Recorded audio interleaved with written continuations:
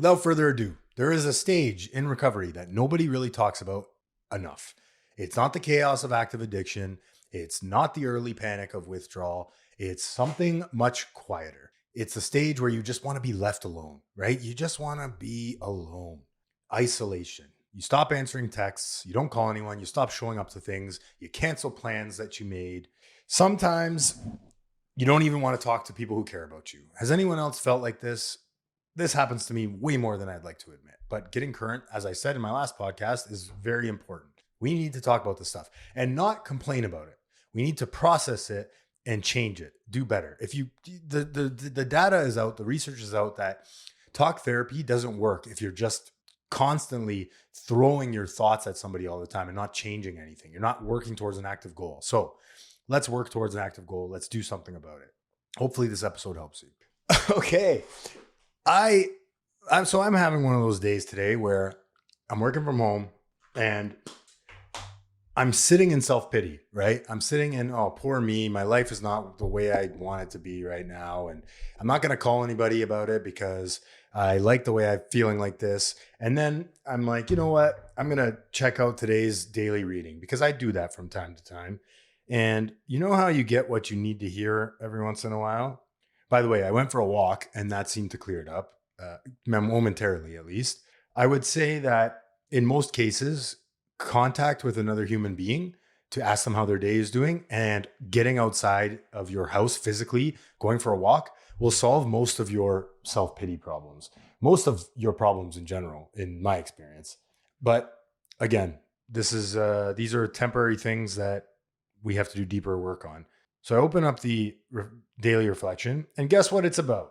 The false comfort of self-pity. How nice. I'm going to read this because I think it's so important to anybody going through. This episode is going to be about isolation, but it all ties into self-pity and isolation. These are the thought processes that go through my mind when I am sitting in self, when I am selfish, when I am thinking about me and my poor life, self-pity.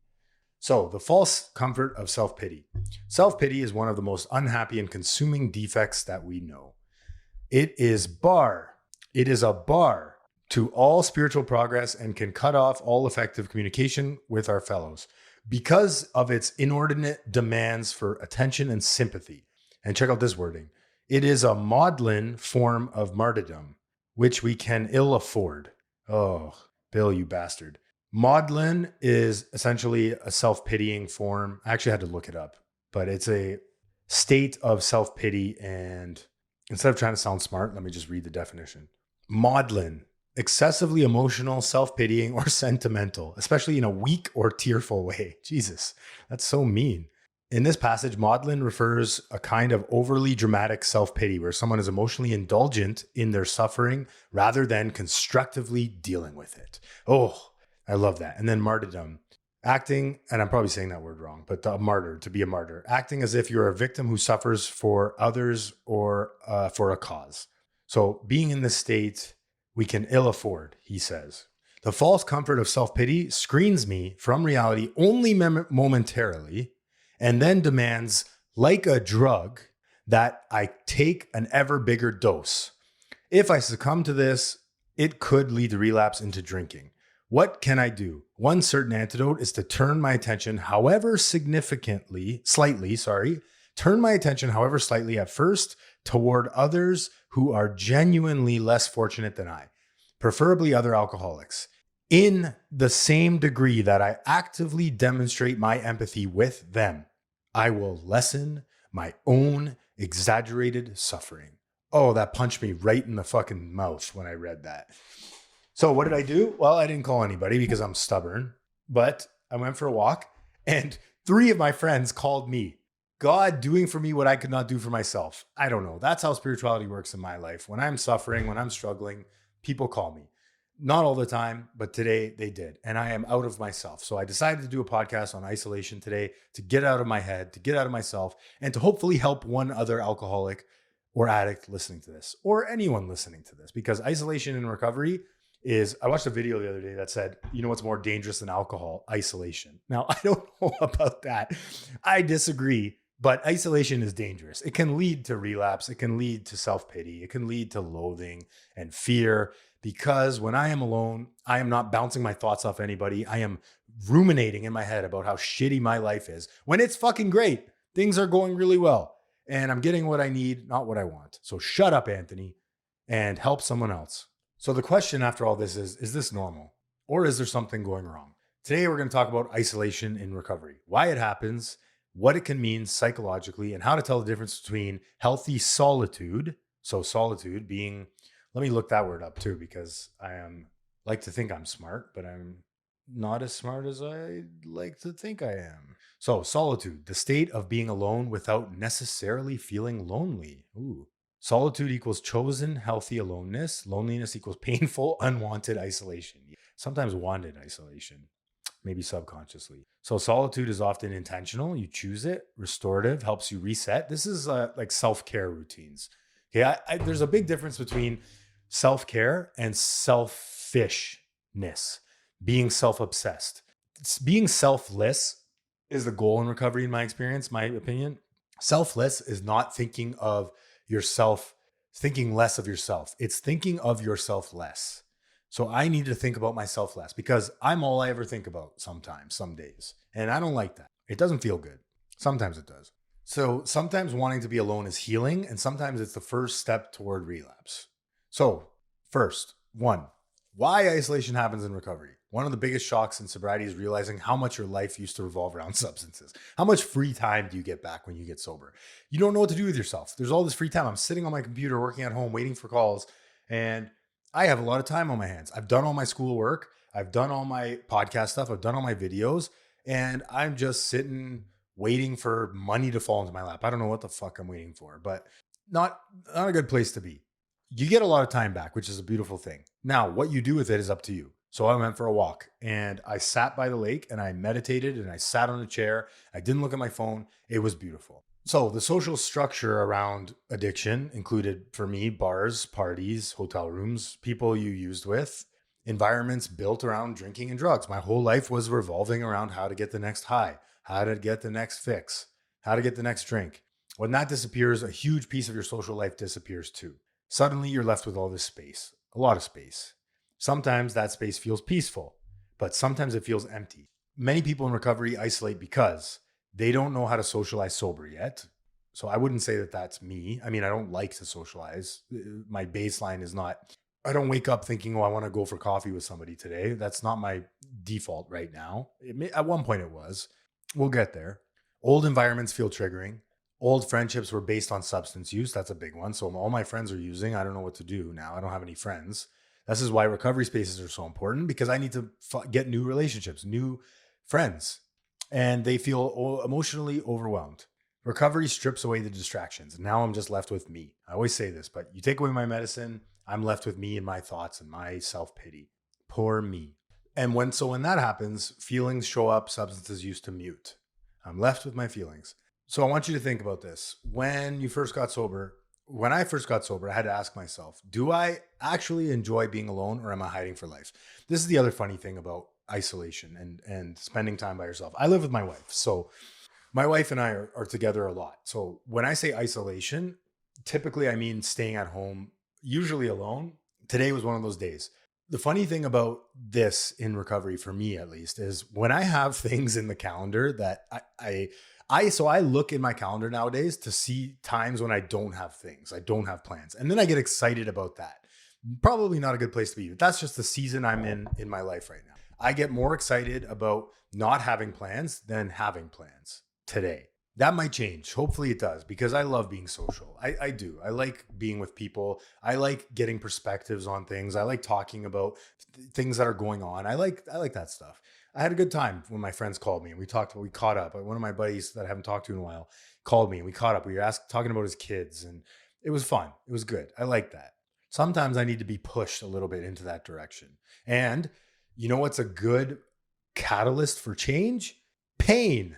So I guess with this point, we're talking about why isolation happens. The question here is, am I hiding from life or am I actually enjoying this? And do I enjoy this self-care? Do I enjoy being alone? Because a lot of us do. I'm a extroverted guy. I like to believe I'm an extroverted guy. I like conversations. I like parties. I like social events for the most part. But I do enjoy being alone too. So, 2, the emotional hangover of addiction.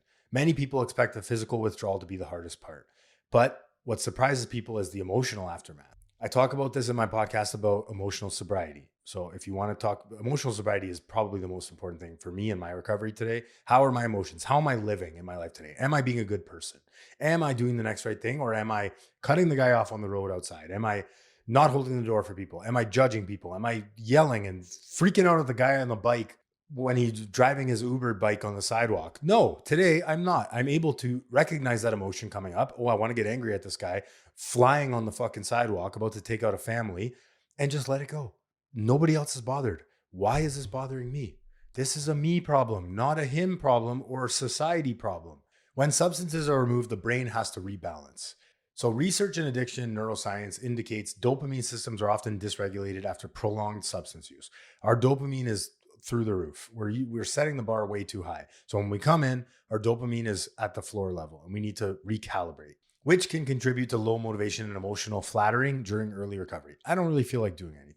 Now, a year and a half in, that's still kind of the case. I really don't feel like doing a lot of social things. And that's okay. I hope it changes. It might. If not, I got to be okay with that.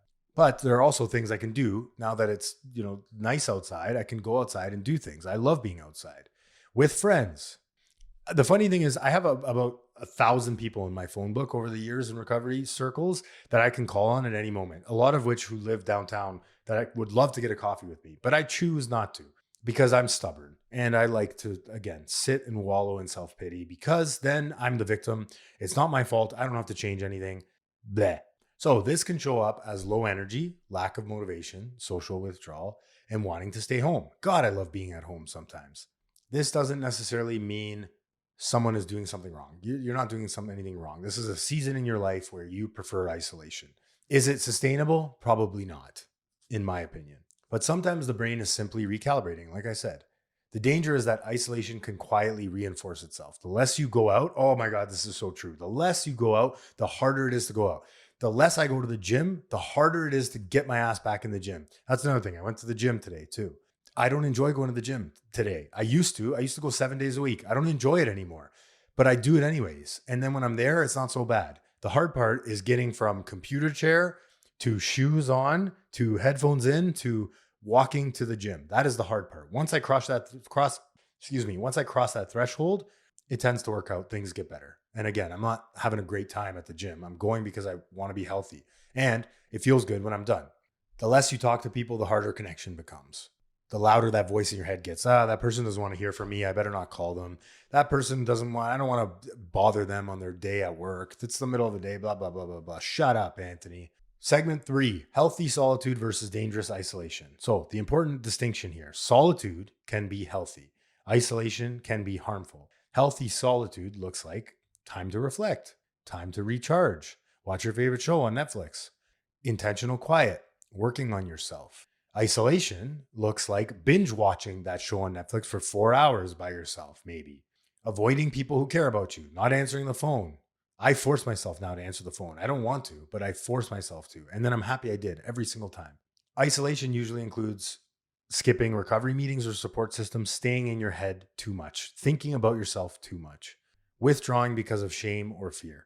I don't want to hang out with that guy because I feel bad about ditching him that last time, so he doesn't want to see me. He doesn't care about my life. Am I choosing to be alone or am I hiding? Those are two completely different experiences. Reflection point here would be there were times in my recovery where I needed space, but I was just avoiding uncomfortable conversations or emotion. How do you know? Well, you got to start journaling. In my experience, I journal and ask God for help because sometimes I can't differentiate the things I can control and the things I can't control, and the things that need to be changed and the things that need to be left alone. The serenity prayer. I need to have the wisdom to differentiate things that I'm choosing or things that I am avoiding. Segment 4, shame and isolation. Shame plays a major role in recovery isolation. People often carry guilt about past behavior. I don't want to hang out with that guy because I did that thing that one time and he probably hates me. Embarrassment about addiction. Fear of being judged. I'm the sober guy now, so I don't want to go out and no one wants me out because I'm not going to drink. If your friends are true friends, they don't give a fuck whether you're drinking or not. If anything, they're happy that you're not drinking because they know how bad it is when you drink. Get new friends. Get new friends if your friends want you around only when you're drinking. When shame is active, the brain often chooses withdrawal. I'd rather pull back from this situation. The internal dialogue often sounds like, I shouldn't show up. They're better off without me. I don't belong here. But isolation actually feeds shame. So connection is one of the most powerful antidotes to shame. The opposite of addiction is connection. You hear that in the Johan Hari TED Talk. I need to be connected to people because isolation is my go-to. It is my default. So Brene Brown, one of my favorite psychologists, is she a psychologist? She's an author anyways. Research on shame's resilience suggests vulnerability and connection are central mechanisms for reducing shame responses. And she says vulnerability is simply just showing up without knowing the outcome. I love that. Just showing up without knowing the outcome. I don't know what's going to happen. I'm going to go anyways because it's good for me. And maybe it's good for other people. What can I bring to the situation instead of always trying to instead of going for coffee and saying, what can I get out of this? What can I bring to this connection, this outing, this coffee, this whatever? What can I bring to it? How can I benefit? Can I bring good conversation? Can I bring a good story? Can I bring joy and happiness? Can I just be happy and ask people about their days? Recovery communities often work because they create environments where people realize I'm not alone. I'm not the only one that thinks like this. I'm not the only one that beats myself up. I'm not the only one that lives in self-pity. Segment 5, the comfort trap of isolation. Isolation can become comfortable. Yes, not healthy, but comfortable. When you stay home, nothing unexpected happens. I can control the outcome of staying home. If I stay home, I know that I'm going to watch Netflix and that's it. I might eat a tub of ice cream as well, but I know the outcome. I can predict the future, if you will. If I go out, there's a lot of fear of the unknown. Everything you want in life is on the other side of fear. There's no awkward conversations at home. There's no triggers. There's no vulnerability. But the downside is you're not growing unless you're watching this podcast. Then hopefully you're growing. Recovery is not just about stopping substances. We know this. I have a whole episode about it. It's about re-entering life. How can I build a life so big that I don't need to or want to escape from? What do you like doing? Go and do it. Simple, not easy. So that means rebuilding relationships, learning sober social skills. And you can only do this by going to the thing, going to the concert, going to the rave, whatever. I've been to so many raves in my life and I do enjoy them sober because I've learned how to do that. It takes practice like anything in recovery. I can't watch a YouTube video or listen to a podcast on how to go to social events and then be good. I can, by the way, I have a podcast on how to go out sober, but there's things that I can do, like hold this soda water so that people don't ask me when I'm not drinking, put it in a glass so that I don't get bothered by people. I have to go and do them. I have to practice it. I have to learn how I interact in the world. I have to learn how I respond to tough situations, to resistance, I have to build resilience at these things. I have to learn that nobody fucking cares if I'm drinking or not. I have to teach myself that by showing up to these things and realizing that nobody actually does fucking care. They're thinking about themselves probably. And if they do care, they might have a problem with drinking themselves. It's not your problem. The question here is the life I'm building in recovery bigger than the one I left behind? Is the life I'm building now in recovery bigger than the one I left behind? Well, for me, that was easy because my life was very small. It was me in hotel rooms and random fast friends at the bar that weren't actually friends. That I remember one time I was sitting at a bar on King Street in the middle of the day, and I thought I had the most riveting conversation with this guy. I used to think I had the most riveting conversations. Remember this? I was sitting next to this guy, and he taught me, this was during the Drake Kendrick Lamar beef. If you don't know about it, two rappers beefing each other. They made a whole diss track against each other. This guy broke down in point by point form to me at the bar what it was all about, where it came from. And I thought that was riveting conversation. I thought that was great. I was having a great time. I look back now and I'm just like, that was the stupidest fucking conversation I've ever had in my life. Who cares? I want to talk about real stuff. I want to talk about emotions and how people get through hard things. I love hearing how people get through hard shit. That's what I want to talk about now. Tell me about your struggles and unmanageabilities and how you overcome them. Tell me about how you're having kids and it's the hardest thing in the world, but it's so fucking worth it. When you look at that child, you see God because they're so pure and it's just the most beautiful thing. And all the hard work was worth it. And all the debt is worth it because you have a child now that is pure and amazing. Tell me about that. That's the shit I want to talk about. Segment 6, how to break isolation. So practical strategy. So this is going to be small steps. There, in fact, huge steps probably are going to fail. Let's do this one thing at a time. Small actions are sustainable. Some examples: lower the social bar. Instead of thinking, I need to go to a big event or a rave or a party or a club, try to meet one person for coffee, attend a small recovery meeting, take a walk with somebody. Going for a walk with someone is a great way to get out of your own shit, get out of your head. 2, schedule connection. Connection often needs to be intentional in recovery. Pencil something in the calendar. I do this all the time. Build sober environments. 3, find places that support sobriety: gyms, hobby groups, recovery communities, volunteering. Do something different. You might love it. Talk about the isolation. So one of the best ways is to talk about it. But again, it's not complain about it. Talk about what you're going through and how you're getting through it. Ask for help, but don't keep reliving the pain and talking about it and not do anything about it. That is not going to help you. 20 minutes into this podcast, I already feel better talking about how fucked up I am, because I know I'm not alone. And also, nothing is permanent. Everything is transitory in this life. It will pass. I was sitting by the lake today and I saw a duck swimming by. Eventually, the duck came and went and it was gone. Like anything in life, it comes and changes and it goes. Even your thoughts, even your stage in life, it comes, it changes, and it goes. Nothing is permanent. This too shall pass, friend. So, segment 7, when isolation becomes a warning sign. Sometimes it's a relapse warning sign. This is potential red flags: stopping recovery meetings, cutting off support networks, not answering the phone often, increasing negative thinking. So you're in that thought loop and you can't break it. Romanticizing past substance use. That's a big one.